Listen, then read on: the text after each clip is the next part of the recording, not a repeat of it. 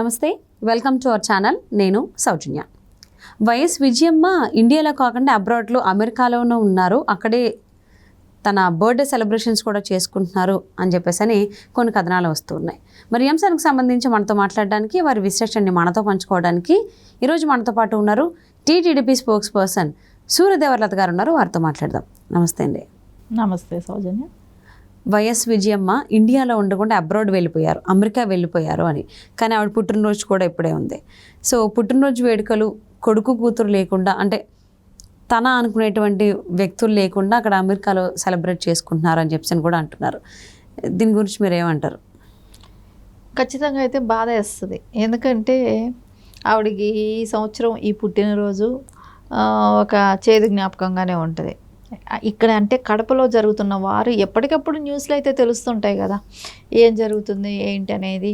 ఇక్కడ గులకరా ఇష్యూ కానివ్వండి, తర్వాత షర్మిల గారు కొంగుపట్టి తను ప్రజల దగ్గర తన ఓటు గురించి రిక్వెస్ట్ చేయటమే కానివ్వండి, తనని కళ్ళతో నీళ్లు పెట్టుకొని ఏడ్చినట్టే మాట్లాడారు. ఆ వాయిస్ కూడా అలాగే అనిపించింది. అంటే కొంగు చాపి మాట్లాడేటప్పుడు తన గొంతు కూడా బాగా బాధపడుతున్నట్టే అనిపించింది. సరే, సునీత గారు కూడా మాట్లాడటమే కానివ్వండి, అంత అల్లకల్లోలమైన పరిస్థితిలో ఉంది వైఎస్ ఫ్యామిలీ మొత్తం. అంటే వైఎస్ గారు ఉన్నప్పుడు మొత్తం ఒక తాటి మీద ఉండేది, ఇప్పుడు చెదిరిపోయినట్టు అయిపోయింది. సో ఖచ్చితంగా ఆ బాధ అయితే ఆవిడకు ఉంటుంది. ఇంకోటి, జగన్మోహన్ రెడ్డి ఏమేం చేశాడనేది కూడా గుర్తుకొస్తూ ఉంటాయి. అంటే స్టార్టింగ్లో వాళ్ళని ఎలా వాడుకున్నాడు, సో వాళ్ళ అవసరాలను ఎలా వాళ్ళకితో పాదయాత్రలు చేయించినప్పుడే, అంటే షర్మిలతో పాదయాత్రలు చేయించినప్పుడే కానివ్వండి, ఆవిడకి గౌరవ అధ్యక్షురాలని చెప్పి రాజశేఖర్ రెడ్డి గారి మైలేజ్ని తీసుకోవటానికి తల్లిని అడ్డం పెట్టుకొని తిప్పటమే కానివ్వండి, ఆవిడకి అంత ఇంపార్టెంట్ ఇస్తూ ఉన్నాడు కదా అప్పట్లో. ఆ ఇంపార్టెంట్ అంతా లేదు కదా, మొత్తం పోయింది. సీఎం అయిన తర్వాత అది పోయింది. అపోజిషన్ లీడర్గా ఉన్నప్పుడు ఆ ఇంపార్టెంట్ ఉండేది విజయమ్మకి. సో తర్వాత అది లేకుండా పోయింది. ఇప్పుడు అంటే ఇక్కడ ఉన్నప్పుడు కూడా కొన్ని బర్త్డేలకు ఆయన పలకరించడము, విష్ చేయటము ఉండిందో లేదో మనకు తెలియదు. కానీ అంటే కొన్ని సంవత్సరాలుగా వేరువేరుగా ఉంటున్నారు కాబట్టి. సో ఈ సంవత్సరం ఏమైంది, రణరంగంలో ఇద్దరు కూతురు కొడుకు ఫైట్ చేస్తున్నారు కదా. సో ఇద్దరికీ ప్రేయర్ చేసింది, ఇద్దరి కోసం దీవెనలు ఇచ్చింది. కానీ ఆవిడ అంటే కళ్ళకు గంతలు కట్టుకున్న గాంధారి గారు అని అనుకుంటాం, కానీ గాంధారి గారు ఆవిడ ఖచ్చితంగా న్యాయం ఎటువైపు ఉంటుందో అటు దీవించారు.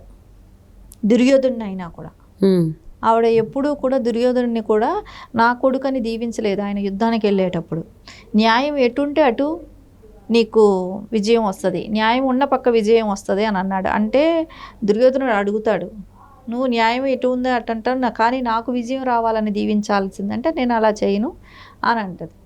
ఆవిడ ధృతరాష్ట్రుడిలాగా, విజయమ్మ గారు ధృతరాష్ట్రుడిలాగా గుడ్డి ప్రేమతో, అంటే కొడుకు ఏమి చేసినా కూడా పర్లేదు, కొడుకుకి మనం దీవించాలి, కొడుకు బాగుండాలనేది అసలు ఉండాలి. అంటే ప్రజలకే కానివ్వండి, కుటుంబానికి, అంటే ప్రజలకి పనికి రావట్లా, తోడబుట్టిన వాళ్ళకి చేయాల్సింది చేయలేదు, కుటుంబం అంతా రోడ్డున పడ్డది, కానీ ఆవిడ నోరు తెరిచి మాట్లాడటం లేదు అనేది మనకి ఇక్కడ పక్కాగా అనిపిస్తుంది కదా. సో న్యాయం ఎటుంది, నిజం ఎట్లా ఉంది అనేది ఆవిడ నోరు తెరిచి మాట్లాడొచ్చు ఉండొచ్చు. ఇంకోటి కూడా, షర్మిల గారు కూడా చాలాసార్లు బహిరంగంగా కూడా చెప్పారు, మీడియా ముఖంగా కూడా, మా అమ్మ విజయమ్మకి తెలుసు, ఆవిడ చెప్తారు అని అన్నారు. కానీ ఆవిడేమీ చెప్పట్లా. అక్కడ అర్థమయ్యేది ఏంటంటే ఆవిడకి తెలుసు అని అంటున్నది షర్మిల, కానీ ఆవిడ ఎందుకు చెప్పట్లేదు అంటే కొడుకు మీద ప్రేమ, గుడ్డిగా కొడుకు మీద ప్రేమతో చెప్పట్లేదు. అదే కదా ఆవిడ వచ్చి దీవించటం కూడా జరిగింది. కానీ ఒక దుర్మార్గుడైన కొడుకుని ఎంకరేజ్ చేసినప్పుడు ఆ ఫలితం అందరూ అనుభవించాలి. రాష్ట్రమే కానివ్వండి, తోడబుట్టిన వాళ్ళే కానివ్వండి, కన్నతల్లే కానివ్వండి. అంటే పరిపాలిస్తున్నాడు కాబట్టి ఆయన రాజు అనుకుంటే ప్రజలందరూ కూడా అనుకోండి. కానీ ఇంత బాధ భరించడం కన్నా నువ్వు నిజం చెప్పాల్సిన టైం ఉంది, నువ్వు బయట ఓపెన్ అవ్వాలి. సరే, ఇంత దూరం రాలేకపోతున్నావో, నువ్వు వాళ్ళని ఫేస్ చేయలేకపోతున్నావో అనుకున్నప్పుడు ఓ వీడియో తీసి పంపండి రాష్ట్ర ప్రజలకి. అదే రాజశేఖర్ రెడ్డి గారు ఉంటే చేసేవారేమో. ఎందుకంటే ఆయన ఎప్పుడూ కూడా, ఆయన ఉన్నంత వరకు కూడా ఎప్పుడూ బెంగళూరు వదిలి ఇక్కడికి రానివ్వలేదు, రాష్ట్ర రాజకీయాల్లో ఆయనకి ఇంపార్టెంట్ ఇవ్వలేదు.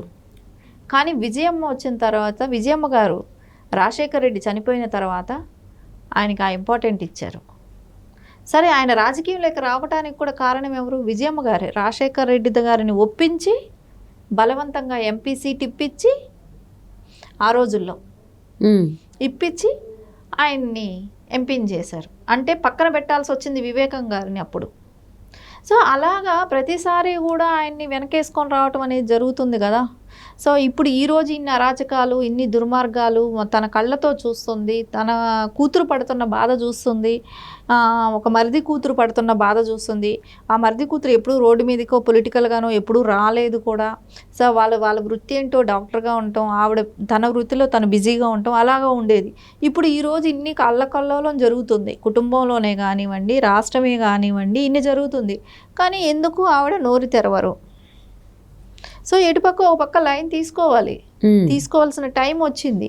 సో తను దేవుడిని నమ్ముతారు కాబట్టి ఖచ్చితంగా దేవుడైనా అదే చెప్తాడు కదా, దుష్టుల్ని శిక్షించమని చెప్తాడా లేదా? చెప్తారన్నప్పుడు ఖచ్చితంగా అలాంటి లైన్ ఎందుకు తీసుకోరు? బైబిల్ అయినా అదే చెప్తుంది కదా, దేవుడైనా కూడా దుష్టుల్ని శిక్షించమని చెప్తాడు కాబట్టి ఖచ్చితంగా ఆవిడ బైబిల్నైనా నమ్ముతుంది, దానిలో అయినా అదేముంటుంది. ఎందుకైనా రాక్షసుల్ని సంహరించాలనేది ఒకటి ఉంటుంది కాబట్టి ఏ మతంలో అయినా కూడా ఖచ్చితంగా ఆవిడ అలాంటి అవకాశం ఉంది కాబట్టి ఆవిడ ప్రజలకి ఇప్పుడైనా ఓపెన్గా తన బహిరంగంగా తను ఒక స్టేట్మెంట్ అంటూ రిలీజ్ చేయాలి. ప్రజలని ఉన్న డైనమాలో ఉన్న ప్రజలందరికీ కూడా ఆవిడ ఒక మెసేజ్ ఇస్తే మంచిగా ఉంటుంది అనేది అయితే ఖచ్చితంగా అనిపిస్తుంది. ఎందుకంటే ఈరోజు తన ఇచ్చే ఒక మెసేజ్ మూలాన రాష్ట్ర ప్రజలకే కాదు, రేపు ఎప్పుడు చరిత్రలో నిలిచిపోతారు. ఒక తల్లిగా ఒక దుర్మార్గునిగా ఉన్న కొడుకునైనా కూడా ఖండించింది, ఆవిడ న్యాయం పక్క నిలబడ్డది అనేదైతే ఆవిడ చరిత్రలో నిలిచిపోతుంది. ఒక కొడుకు ప్రేమ కోసమే ఆవిడ ఆరాటపడటం కాదు, ప్రజలందరి కోసమును. ఇంకో కూతుర్లు కూడా ఉన్నారు, వాళ్ళ గురించి కూడా ఆలోచించండి. రాష్ట్ర భవిష్యత్తును గురించి ఆలోచించండి. ముఖ్యంగా రాష్ట్రంలో కూడా మిమ్మల్ని ఏ రోజు మర్చిపోరు, ఎందుకంటే మీ త్యాగమే అనుకుంటారు. రాజశేఖర్ రెడ్డి గారిని ఈ రోజు వరకు అయితే ప్రజలు ఎలా మర్చిపోలేదో మీరు కూడా అదే స్థాయిలో ఉండాలి అని అనుకుంటే మీరు ఓపెన్ అవ్వండి, మీ మెసేజ్ని మీరు ఫార్వర్డ్ చేస్తే మంచిది అనుకుంటున్నామండి. అంటే పుట్టినరోజు పూట ఆవిడ కంటతడి పెట్టారు అనే దానికి సంబంధించి ఇవన్నీ ఇష్యూసే కారణం అంటారా?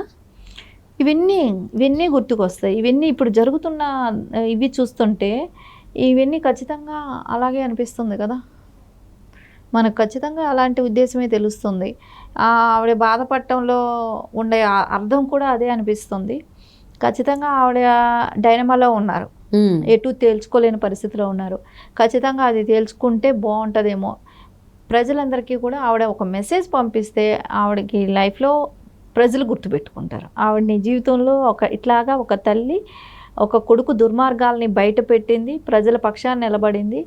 సో రాష్ట్రం బాగుండాలని కోరుకుంది, కూతురికి న్యాయం చేసిందనే కానివ్వండి. ఖచ్చితంగా దీనిలో ఆవిడకి ఎప్పుడు ఆవిడ చరిత్ర మర్చిపోదు. ఓకే, మరి పుట్టినరోజు రోజున వైఎస్ విజయమ్మ కండతడి పెట్టుకున్నారు అనే దానికి సంబంధించి అసలు ఏం జరిగి ఉండొచ్చు ఏంటి, ఇలా ఎన్నో అంశాలు మాతో పంచుకున్నందుకు థ్యాంక్ యూ సో మచ్ లత గారు. Thank you.